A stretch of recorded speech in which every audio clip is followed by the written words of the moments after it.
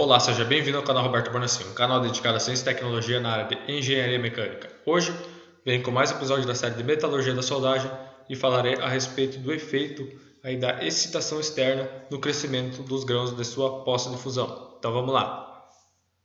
Então esse vídeo aqui ele é bastante esclarecedor, ele apresenta aí algumas técnicas que vai facilitar que você tenha um refino da sua microestrutura. Okay? A gente vai explicar aí com o decorrer as suas vantagens. Bom, primeiro método é por meio da agitação da poça de fusão. Como é que acontece essa agitação? Você gera um campo magnético que paralelo aí ao seu eletrodo de soldagem. O que acontece? Você aumenta a sua taxa de resfriamento. E quando você aumenta a sua taxa de resfriamento, você tem grãos, no caso, mais heterogêneo. E grãos heterogêneos tendem a ter muito mais discordâncias do que grãos com, por exemplo, axiais, colunares, grãos muito maiores, podemos dizer assim. O tamanho do grão é muito maior. Então o que acontece? Vamos explicar aqui. Então nós temos aqui um estudo que foi realizado em soldagem pelo processo TIG, no ácido inoxidável ferrite 409. Então nós temos aqui na figura A o processo, a microestrutura, a metalografia realizada sem a excitação, sem a agitação da poça de fusão. E aqui na figura B nós temos com a agitação da poça de fusão. Então vamos começar explicando aqui. Como você não tem uma agitação na poça de fusão aqui nesse processo, a solidificação é muito mais devagar. E quando você tem uma solidificação mais devagar, a possibilidade, a quantidade, a facilidade do soluto se difundir aí para as fases e ter uma distribuição, podemos dizer assim, mais uniforme, é maior. Então é mais fácil para o soluto se dissolver aqui nas fases durante a solidificação do que quando você tem um resfriamento rápido. Ok? E quando você tem aqui um resfriamento lento, o que acontece? Você tem aqui uns grãos, o tamanho de grão é muito maior. Você consegue notar aqui quando você compara com esse processo aqui. E o que acontece? Quando você tem aí um tamanho de grão muito excessivo, como é o caso aqui, quando a gente compara com esse, embora tenha diferentes ampliações, o que acontece? Quando você tem eu até expliquei isso de forma mais detalhada no vídeo anterior, no primeiro vídeo da descrição aqui, ou o vídeo anterior da playlist aí, que fala a respeito dos inoculantes na poça de fusão. O que acontece? Quando você tem um tamanho de grão maior, você diminui a sua ductilidade, a sua tenacidade e a sua resistência mecânica aí do seu cordão de solda. E quando você tem uma maior quantidade de contorno de grão e uma nucleação mais heterogênea, você tem aí tamanhos de grão menor. E consequentemente você tem muito mais discordâncias. Porque aqui, como eu disse, o soluto não tem tempo o suficiente aí de se difundir para toda a região do cordão de solda. Então ele solidifica ali praticamente onde ele, na sua concentração. E o que acontece? Quando você tem essa maior quantidade de contorno de grão, você aumenta a resistência do material. Porque quando você vai deformar essa quantidade elevada de orientações aí de contorno de grão, cria uma barreira para você ter o deslocamento planar, por exemplo. Existem vários tipos de mecanismo de escorregamento planar.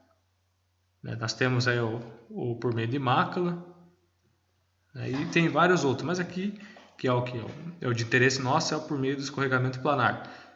Então você dificulta o escorregamento dos planos quando você tem uma solda mais heterogênea. E com essa, podemos dizer assim, com esse impedimento do deslocamento dos planos, você aumenta a sua resistência do material, a tenacidade e a ductilidade.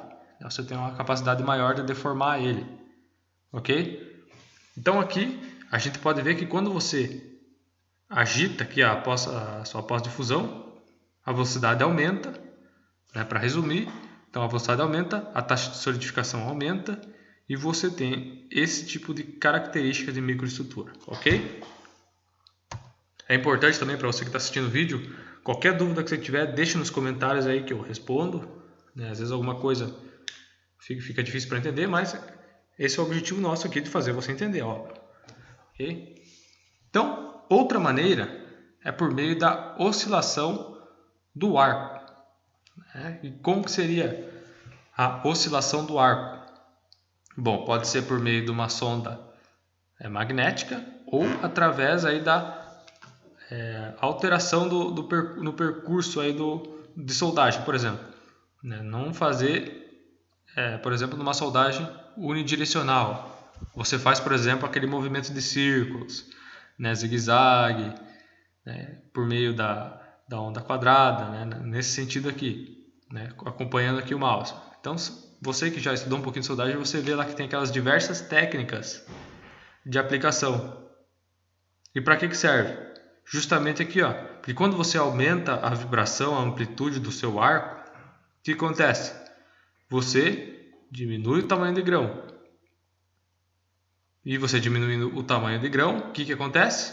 Aumenta a resistência mecânica, ductilidade e tenacidade. E isso é sempre desejado aí, né, em uma operação, ok? Então é por isso que você tem lá aqueles processos que realiza aquela movimentação dessa forma aqui, né, ou quadrada, ou você vai realizando aquela que tem assim, tipo, são várias, né, várias técnicas que são ensinadas aí, por exemplo, num curso de soldagem, ou até mesmo na graduação ou num curso técnico, ok? Então essas são o porquê que você realiza essa alteração aí do material, ok? Então aqui a gente tem essa análise, né, para uma liga de alumínio.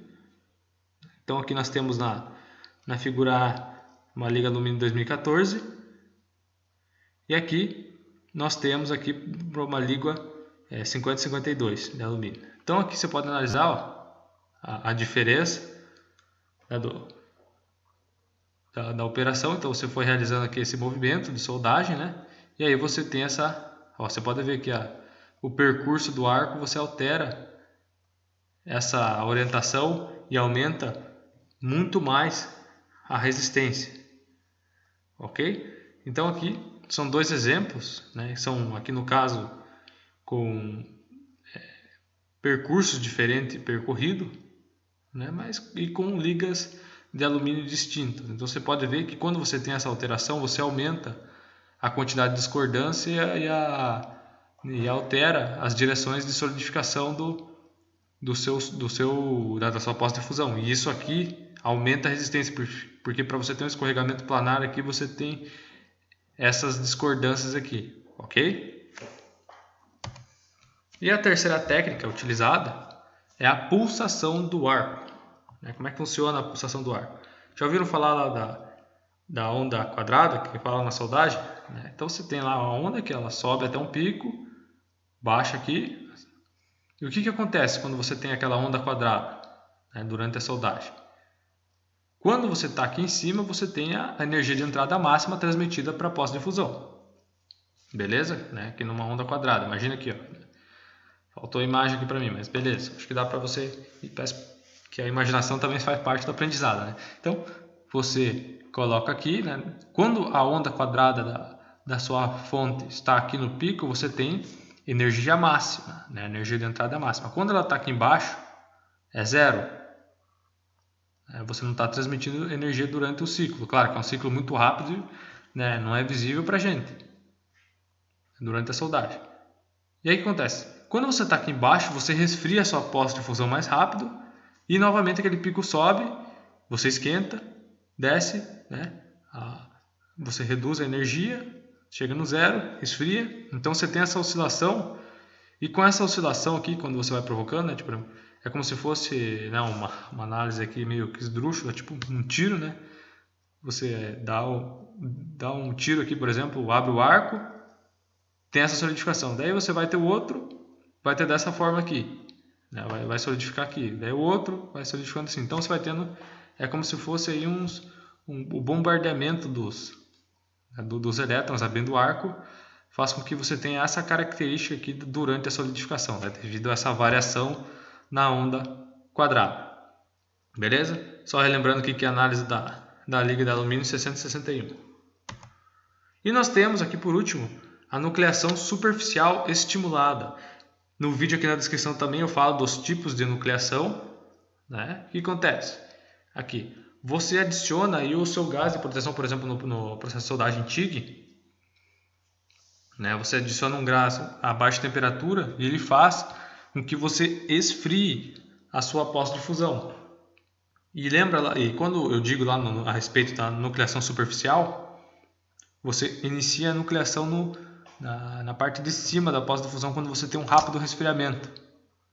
E isso também, né, causa aí o aumento de resistência da sua poça de fusão que foi solidificada e se transformou no cordão de solda, ok? Se você gostou do vídeo, deixa um like aí para fortalecer, para a gente continuar postando. Se inscreve no canal para você não perder os vídeos dessa série, ok? Se ficou com dúvida, deixa nos comentários aí que a gente responde, né? Que é um conteúdo um pouco mais complexo, assim, por ser um pouco mais científico, mas você consegue entender.